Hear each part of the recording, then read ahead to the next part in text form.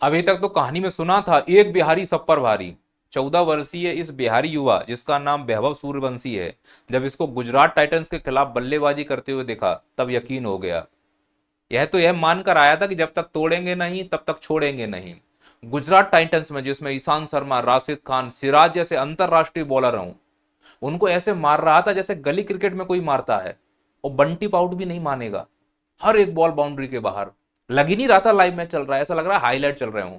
ये बात सही है कि जब यह शॉट मार रहा था एक दो गलत शॉट भी गए, ऐसा लगा कि अब कैच हो जाएगा। अब इसकी किस्मत मानो या तकनीक, वह बॉल भी बाउंड्री के पार गई।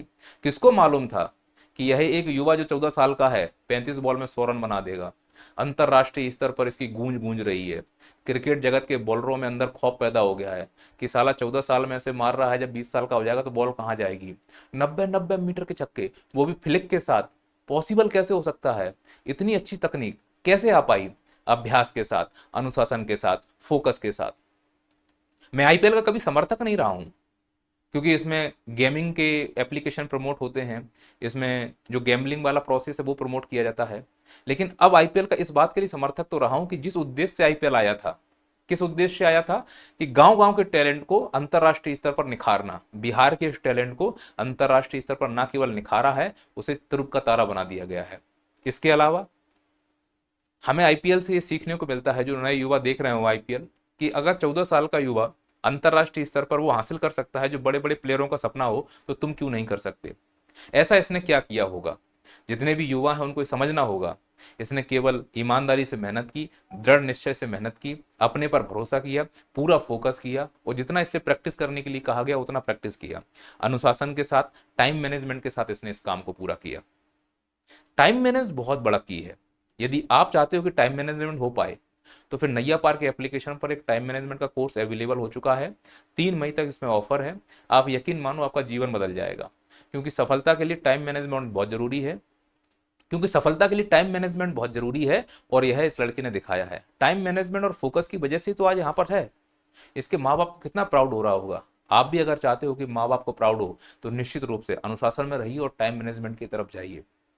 आईपीएल में जिस प्रकार से नए नए युवाओं को मौका मिल रहा है, जैसे कि प्रियांश पंजाब का, वो भी ऐसे खतरनाक बल्लेबाज है, जैसे वैभव सूर्यवंशी। तो मैं मानता हूं कि आईपीएल इस हद तक तो सही हुआ है, पर आईपीएल की चमक दमक में कहीं इसका टैलेंट खो ना जाए। क्योंकि मैं चाहता हूं कि यह भारत के लिए खेले, उन विरोधी टीमों के लिए खेले जो हमारे लिए नाक के चने चबाने जैसी स्थिति पैदा कर देते हैं, उन बॉलरों में खौफ पैदा कर दे जिनके नाम सुनकर भारतीय क्रिकेटर डरे हुए थे। अब मैं मानता हूं कि पूरी क्रिकेट की दुनिया में एक ऐसा बल्लेबाज पैदा हुआ है भारत की तरफ से कि बॉलर सोचेंगे इसके लिए बॉल कहां डालें।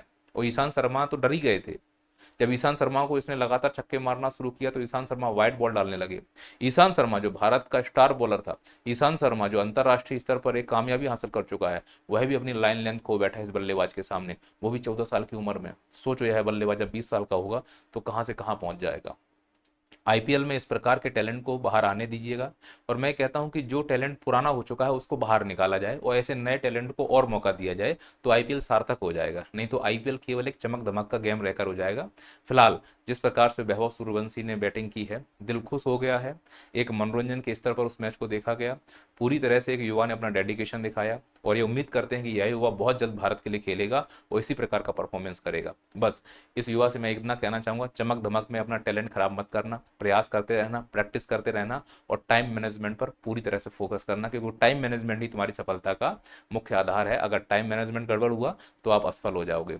बहुत बहुत आशीर्वाद, अच्छा खेलते रहे। यदि आपका सपना भी है सरकारी नौकरी पाना, तो डाउनलोड कीजिए नैया पार एप्लीकेशन। यहाँ सभी कॉम्पिटिटिव एग्जाम के लिए लाइव और रिकॉर्डेड लेक्चर अवेलेबल हैं। लिंक नीचे डिस्क्रिप्शन में दिया गया।